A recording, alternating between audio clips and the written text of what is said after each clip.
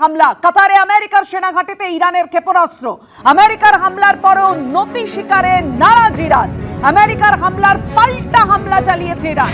ইসরায়েলের হয়ে যুদ্ধে আমেরিকা, পাল্টা ইরানের ক্ষেপণাস্ত্র। আমেরিকার আল আসাদ সেনা ক্যাম্পে আছড়ে পড়ল ইরানি ক্ষেপণাস্ত্র। আমেরিকার সেনা ক্যাম্পে অন্তত 6টি ইরানি ক্ষেপণাস্ত্র হানা। কাতারে আমেরিকার ওপর হামলা, দোহাতেও বিস্ফোরণ ঘটেছে, এমনটাই এএফপি সূত্রে খবর। ইরানি হামলার পরই আকাশসীমা বন্ধ করে দিয়েছে কাতার। জাতীয় সুরক্ষা পরিষদের জরুরি বৈঠক ডেকেছে ডোনাল্ড ট্রাম্প। অপারেশন বাশারাত আল ফাতহ নামে কাতারে ইরানের হামলা। কাতারের মধ্য দোহা, উত্তর লুসাইলে পরপর ইরান ক্ষেপণাস্ত্র ছুড়েছে। ইরানি ক্ষেপণাস্ত্র ধ্বংস করে দেওয়ার দাবি কাতারের বিদেশ মন্ত্রী। ইরানের পরমাণু কেন্দ্রে যতগুলি আমেরিকার বোমা, তারই জবাব। একই সংখ্যক ক্ষেপণাস্ত্রে আমেরিকাকে জবাব, হুঙ্কার ইরানের।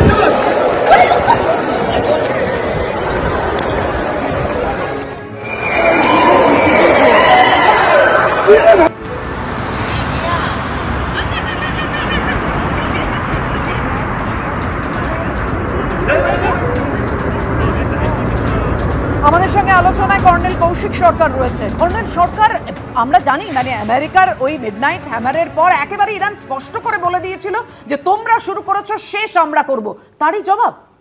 একদমই।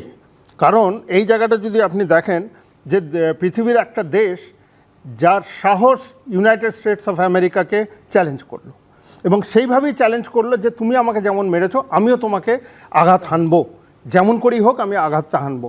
এইটা একটা হয়েছে যখন লড়াইটা শুরু হয়েছিল, তখন কিন্তু কোথাও এরা একটা এই কান্ট্রিটাকে, ইরানকে খুব উইক ভেবেছিল। এই অ্যাসেসমেন্টটা খুব ভুল।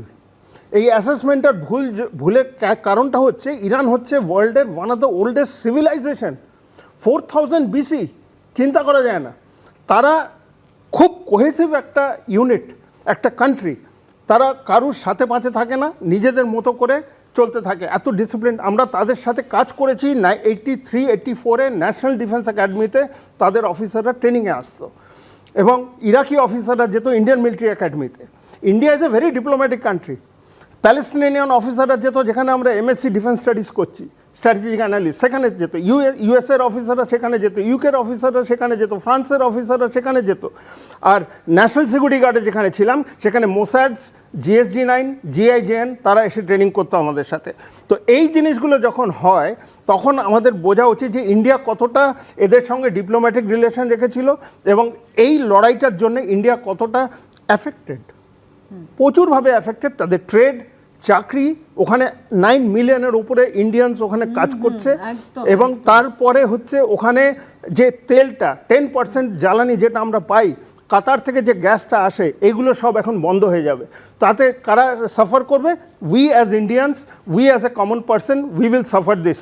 তো এই জিনিসটা দেখে আমাদের উচিত যে এই লড়াইটা যেরকম চলছে, USA শুধু বুক মানে চাপড়ে বলে যাচ্ছে যে আমরা এটা সিজফায়ার করব, এই করব, কিন্তু ইরান কিন্তু এই সিজফায়ারটা মানেনি।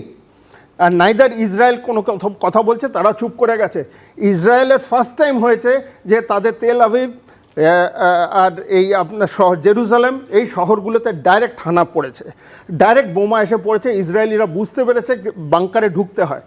আগে প্যালেস্টাইনের সঙ্গে লড়াইতে তাদেরকে এই জিনিসটা ফেস করতে হয়নি, এইবারে কিন্তু হয়েছে।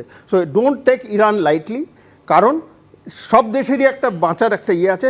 যদি নিউক্লিয়ার ওয়ারহেডটাই যদি প্রবলেম হতো, দেন ওয়াই নট পাকিস্তান? আপনারা পাকিস্তানকে কেন ছেড়ে দিচ্ছেন? ওয়াই?